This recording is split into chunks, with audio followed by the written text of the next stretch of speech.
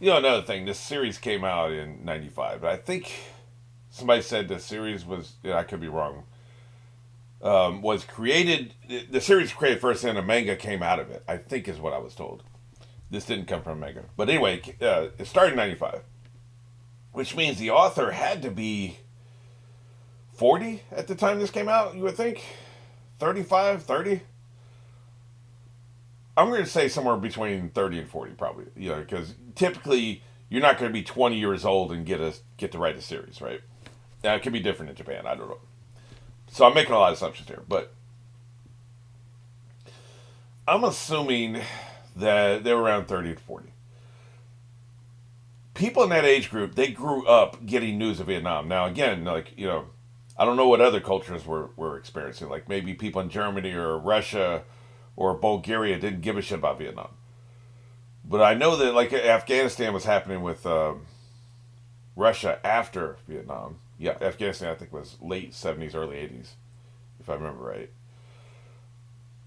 Let's see, the French were in Vietnam before the United States, so but it was worldwide news. One of the things that really made the news after the fact, you started seeing a lot of movies come out, which of course the United States exported to other countries about the POWs. And when I was growing up, the POWs were a big thing. People were always talking about POWs. There's a possibility they were still alive over there. I don't know if anything ever comes. I don't know if it was ever proven to be true that they kept American POWs. I doubt it. It makes for good drama, and it's maybe the people are still alive. Maybe they did turn over a couple of people at some point. I'm kind of talking about it on my ass. That's not an area of history that I studied, but anyway, the POWs were a big deal, and also just the veterans who had come back from the Vietnam War were a big deal. What's all that got to do with this? Well, a lot of times we write what we're influenced by. And one of the things this show is talking about is PTSD, trauma. And I've talked about child soldiers a lot because that's happening in this show. There's a lot going on with child soldiers. But something else that's going on is the whole broken toys idea. The concept, you spend $1 million training these soldiers. I think during the '70s, I think it was $100,000 to train one soldier. So you spend $100,000 training a soldier, you use them for 4 to 6 years, and then that training is wasted. Now the military's gotten a lot better about stuff like that, where they'll use them in they'll use them in the private sector. People who leave the military will go to a mercenary company and they get hired again by the United States military. Blackwater or some of these other groups, right? And so like you put that training back to use because you invest all that time and money to train these people. But back in the late '70s, people were coming back from Vietnam War, and this was not happening. They had nothing to do. They had no job skills. They were traumatized. A lot of them were wounded. And so you have all these broken toys scattered all over the countryside. And there was a lot of struggles and trauma and problems that arose from that. You broke these toys, and now you don't properly dispose of them, essentially. And I think that's one of the themes and one of the ideas that this author is playing with. I don't think we're going to get anything that happens after the Angels this issue's been resolved. I mean, we only have a few episodes left. This really does feel like they wanted another season and didn't get it, so we're going to be left on cliffhangers. I know there's a movie following. I don't know how I'm going to handle that. Like a full-length movie reaction, full reaction, probably not. Maybe I'll do an edited reaction for this channel, but it'll be a while. And also, I think the movie is an alternate take on the ending of the series. So, I just don't know. Like, we're not getting a huge number of views for these videos, right? So I don't know if it's worth the time investment to do a movie. As far as like just doing it for the views, I don't know. I think I should probably just move on to another series. Maybe that'll be more popular, especially since the movie is an alternate take. Like it'd be different if it was maybe the actual ending to the series. I like the idea of an alternate take, but I'm just talking about time investment. I have to manage my time wisely, right? I do see them dealing a little bit with broken toy syndrome here. But they probably will not have time. We're not going to have 3 or 4 episodes. Like, the Legend of Galactic Heroes is really good about dealing with the aftermath of the war, the massive war. What happens after? We don't typically see shows explore that, and I doubt this show will explore it, but the idea is there. What's going to happen to these kids? Assuming they live, assuming they survive, assuming humanity isn't wiped out, assuming the angels are dispatched, what happens to these kids? Like, Look at all they've been through. How you reincorporate them into society. Maybe it's not a big deal since there's only a few of them, unlike the millions that were coming back from Vietnam. But it is an interesting question to think about anyway. That's the part of the child soldier thing we don't really think about very much. All right, let's go ahead and get into this. This is episode 23, and we're going on one. We're on the very first frame. 3, 2, 1. She's such a pig. I already know who this is. Like, based on the message, right? Based on the message and the debris field, I know who this is. Such a pig.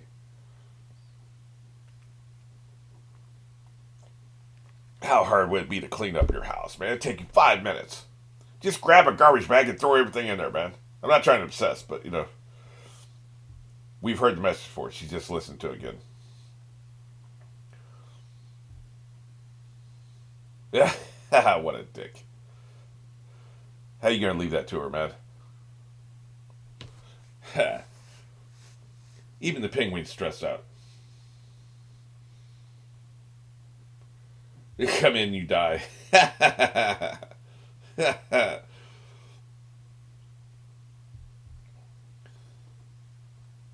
Well, she's not going to get any comfort from him, man. That's for sure. Yeah, so you're just using me. She won't go to school. She won't go home. Maybe I should call the police.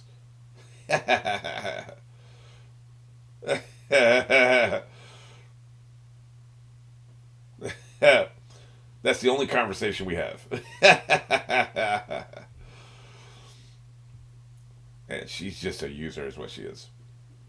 I spend all my time insulting her, but man, come on, man. Like, they should have went with my idea. She needs somebody in her corner. Yeah, but you are, though.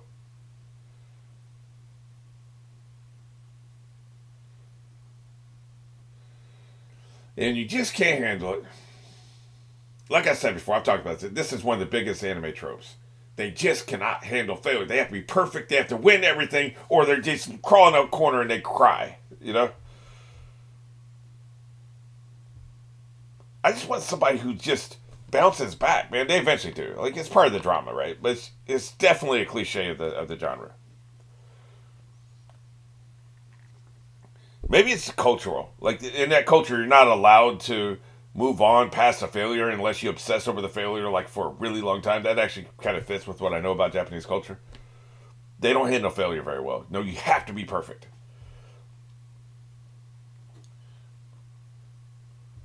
Well, that's dark. I didn't come here for dead cats. Damn, this is a grim conversation.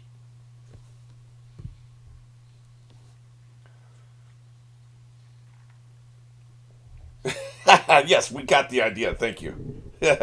So, look at her cut to the little cat figurines, huh? That's what we're doing? Yeah, they're pissed about this spear, man. They are pissed. They are not happy. Yeah, we had to kill him, man. Did you want the planet destroyed? We only have a few pilots, and they were wiping them out, so, he's taking phone calls during an important meeting where they're cussing him out. That's how little he cares about these bastards. Yeah, you're dismissed. You can stay mad. He's in this for himself, man. Here's an interesting thing they don't really do much. They're always in the base when an attack happens, for the most part. This is a time when it didn't happen, right? They have to go to the base. That's more realistic, because you're not in the base 24/7. You should be. You should be sleeping at the base at this point. Things are heating up, right? So you should be sleeping there, but they're not. So I like that she had to drive there. Yeah, how dare you? Wow. That's just cold, man. Yeah. They just can't handle failure, man. They just can't handle it. Here's the thing. In a lot of these scenarios, only one person can win, so you got two people that are going up against each other. One of them's going to lose. Like, Hunter x Hunter when they fight each other, right? Somebody's got to lose. Which means somebody's going to be crying about being a failure. It's just baked into the process, man. And these angel designs are getting more. They're very original. Each one's different. I really like that. It's like experiments, right? Like you wouldn't send the same thing twice because you the experiments already had.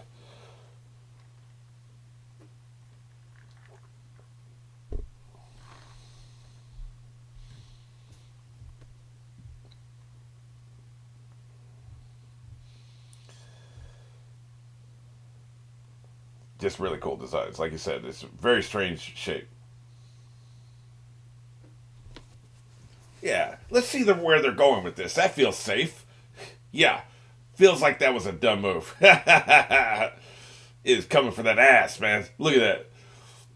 Oh man, she got the tiger by the tail. Shoot that tail. Wow. This really does feel like a scientific method experiments. Let's try this. Okay, that's what happened. Let's try this. Okay, that's what happened. The angels, it's like the angels are experimenting with us. Fascinating. Although, still, it could be a human agent behind this, right? The humans are experimenting. Maybe each attack is actually supposed to do something to the pilots. They're trying to get the pilots to evolve in a certain direction, right? That's the other thing I'm thinking about.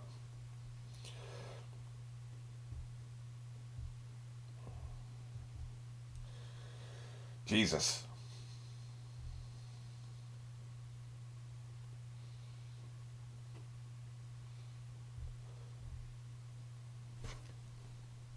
What you gonna do about it? I like how they have little compartments that give them their guns, right? You know what's wrong. Her ego can't handle it.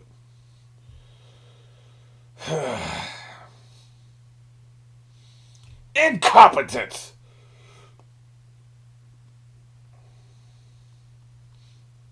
Too late. Oh no. Okay, they got it back in time.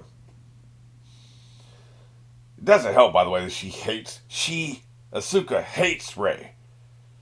Cannot stand her.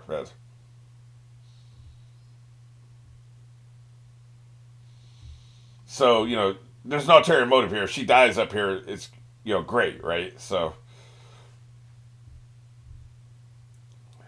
not good.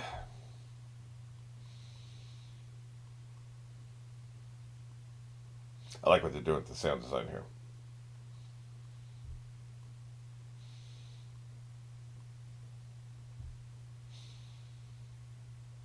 This reminds me of that residual self image in the Matrix.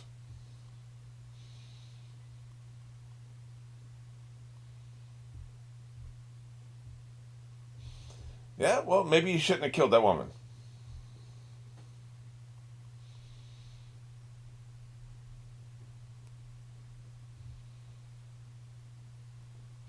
This is the angel talking to her in this form. Interesting.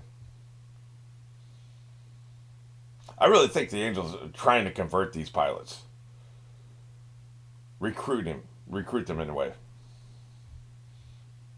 Uh oh.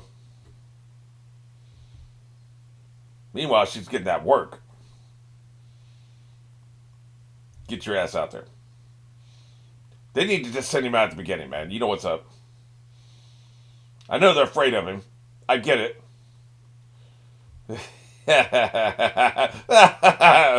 Man, this should be her last job. They need to get her the hell out of here, man. She's in shambles, man. Shambles.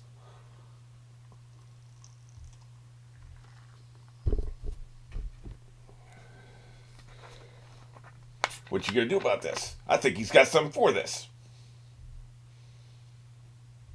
Yep, Adam and Eve. I'm telling you, man, that dude is wrong. Adam and Eve. I'm sticking with it. I think they're trying to throw me off the scent.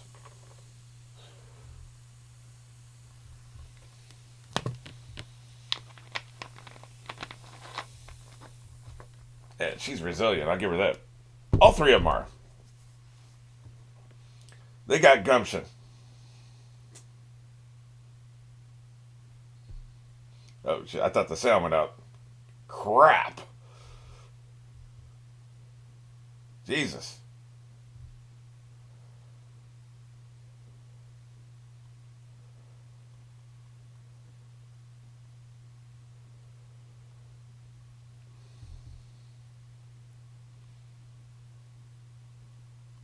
Well, that's not good.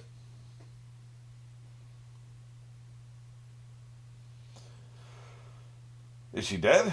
I'm assuming.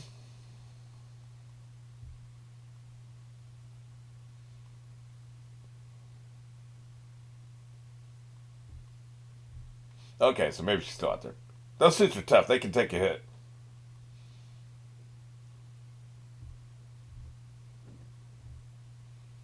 Raid 3, huh?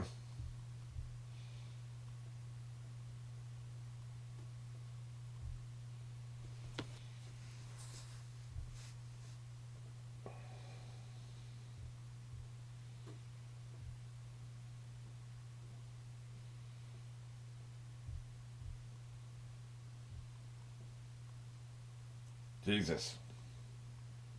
So she's gone, huh?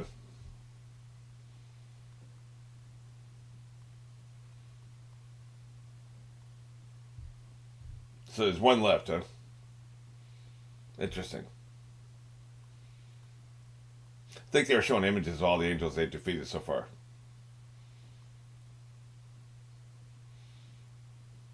Well, and replace him with what?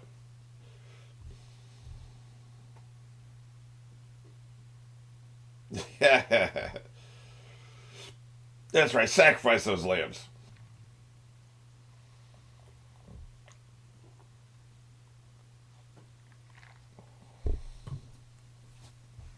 Those two have a very complicated relationship. Blondie and Minnesota. A lot of slaps have been happening in that relationship. There's a lot of slaps in the show. You can't be you can't just hit me, man. We're going out in the parking lot if you hit me at our business place. I'm just saying. You cannot be tolerated. And these people just be taking it, man. Hey, what's up?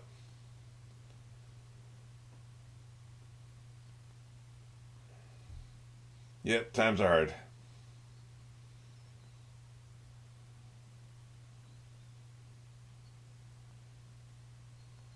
Hey, man. Damn.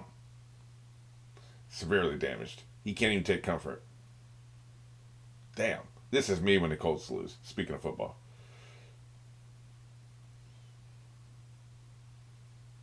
There's a little bit immaturity when they deal with gender relations, you know?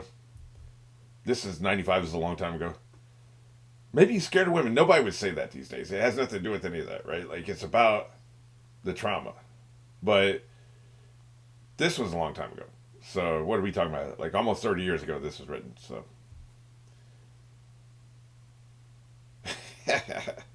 this is what we're doing. Again,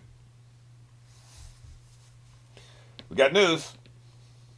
She's still alive, ain't she, right? They found her. Hey, what's up? Even more messed up now. It cost me an eye and a leg, so, you know. Oh, it looks like an eye and an arm. An arm and an eye is what I should have said.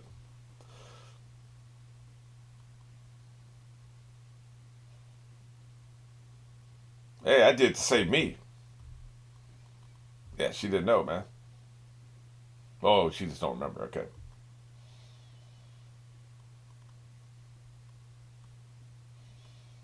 Clones. I'm telling you, man, I think there's some clones happening here. They keep surviving, right? So that kid, too. The bully. Who we haven't seen anything of since then. Either one of us, Shinji's friends, we haven't seen them. Just they've given short shrift to that. That's right. Glasses are hundreds of dollars, but whatever. Just break them.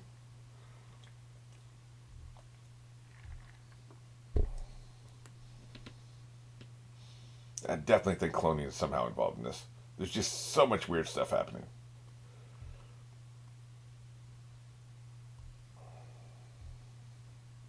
They even talk about first children, second children, third children. What if those are iterations of clones? Maybe that's why the father doesn't care about Shinji because he's just another clone, right?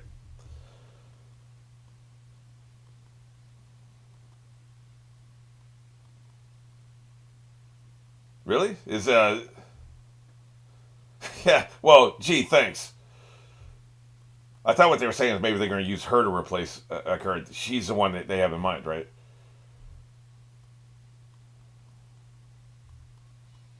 She's the sacrificial lamb, I think.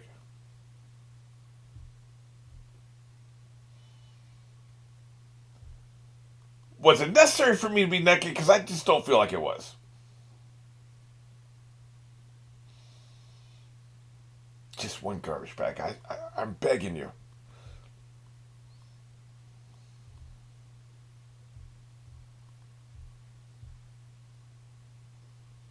Oh, nice. Interesting. That's a good passcode. Nobody will guess it. Yeah. Yeah. Damn. I like how they cut over to the gun.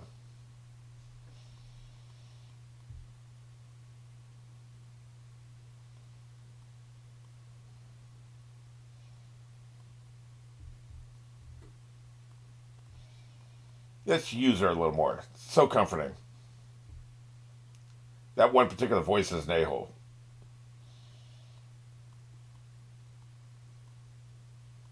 They sound very greedy. Look at it, man. I think they're the ones behind the angels. That would recontextualize everything we've seen so far.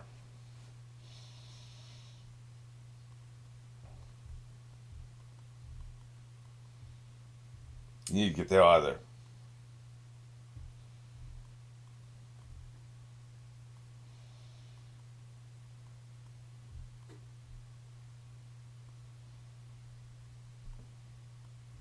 Uh oh. Busted. Yeah. What's up? Don't make me bust a cap. Uh oh. I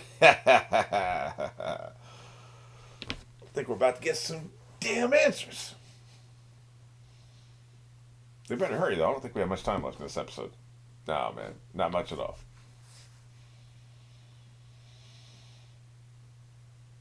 Everybody's trifling on the show. Nobody keeps a clean house. Born and raised. Yep. That's right. Break out that cloning technology.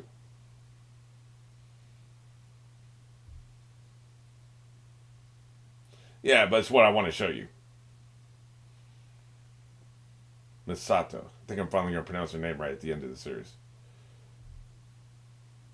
Right. Look at his little skeleton. Yeah. Right. Oh, look, they got some more skeletons. Right, we saw that. I just rewatched that episode.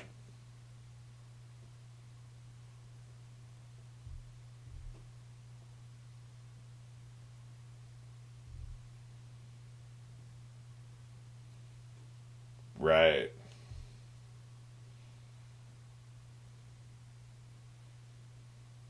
Pretty much what I figured.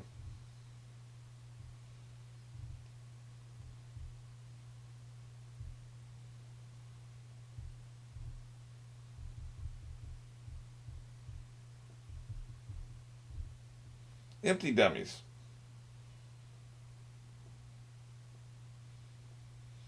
Well, this is kind of going along with my creating sentient life.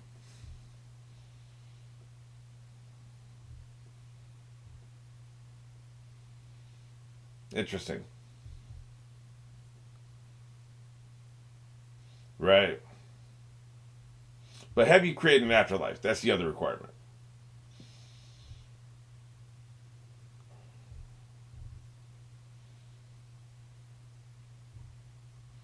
Interesting. The rest of them are soulless.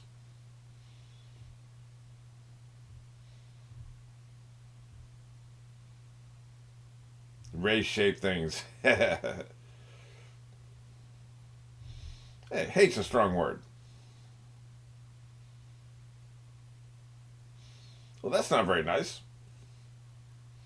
Yeah, shooter. These two do not like each other at all. I'm kind of into how much they don't like each other. Yeah, because it's all about everybody's ego, right? How dare I be humiliated?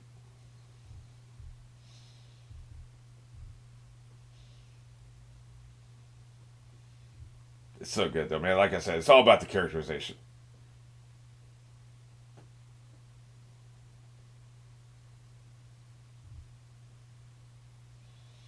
Thank you. I will. Oh, yeah, you thought you were just bluffing me, huh?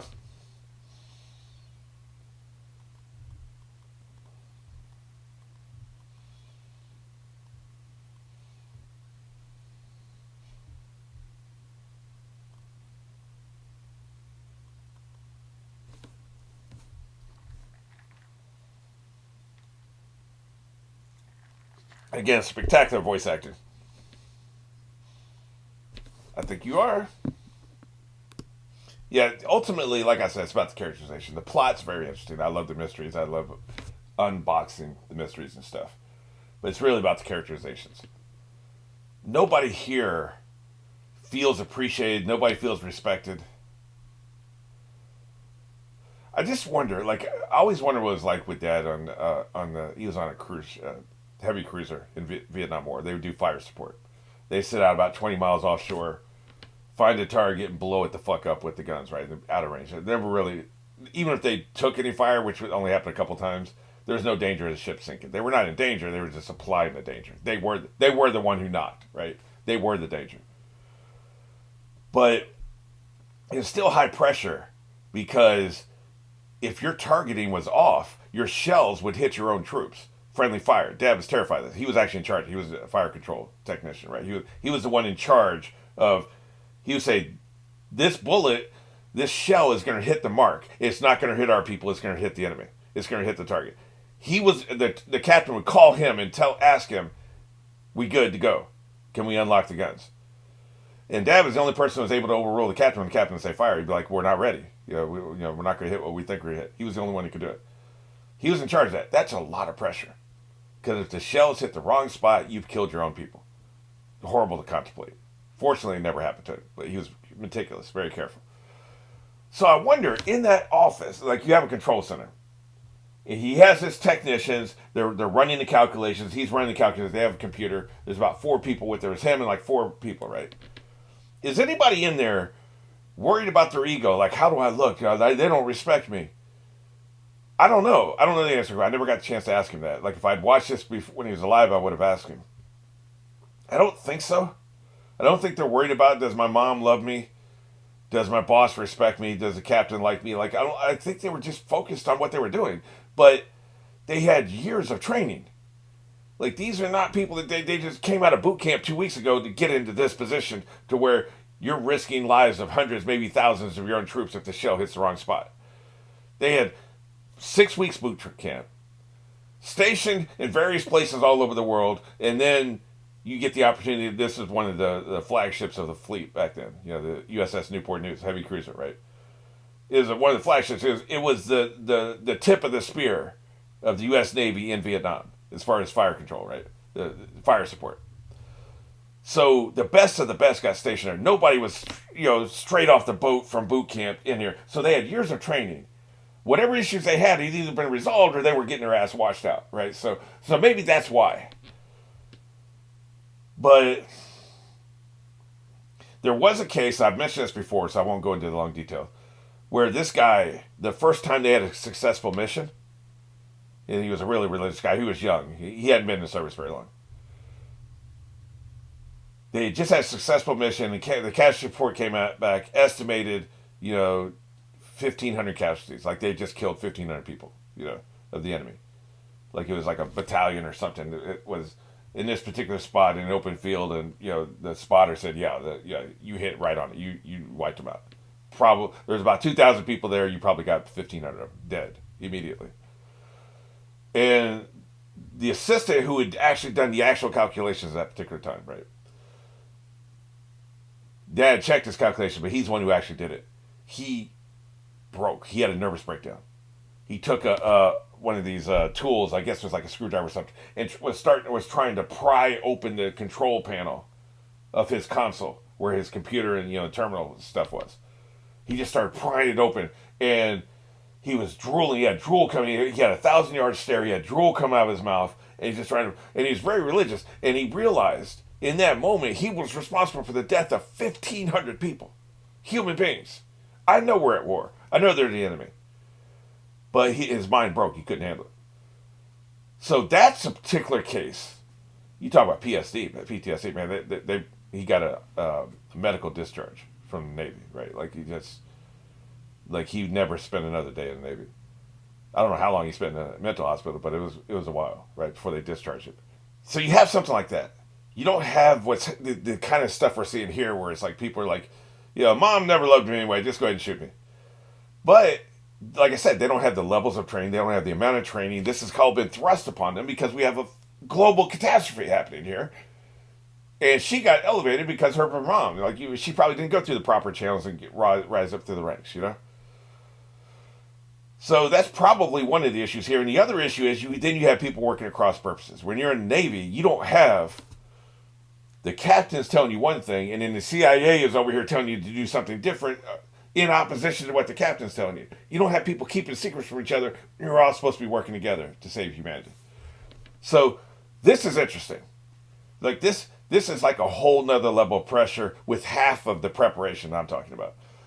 So what I'm saying is I don't think we can understand like the level and amount of pressure we're talking about here for these characters, and I find that riveting. It's just absolutely fascinating to watch. It's like in football, American football. Anytime a team's struggling, the fans will either be like, well, you got to replace the quarterback, the most important player, or you got to replace the head coach. They never say replace them with what. Okay, so this person sucks, but you have to have a plan. It's not like a relationship, like you're dating somebody and they suck, so you just need to get out of the relationship. That's fine. It's more like a job. Your job sucks. You're not going to quit your job till you have another job lined up. That'd be foolish. Like, what's your plan? What are you going to do next? Like, what is your plan, right? So, in this situation, it's like I said with sports. So you're going to fire Akira. The stakes here are way higher than they are in sports, by the way, or any of these other scenarios. Like your job, job's stakes pretty high. You might die if you don't have a good job, right? But you need to have somebody really good who can get the job done in mind already. You can't just be like, okay, well, I guess we'll just elevate whoever's next. No, man, like this dude is getting shit done.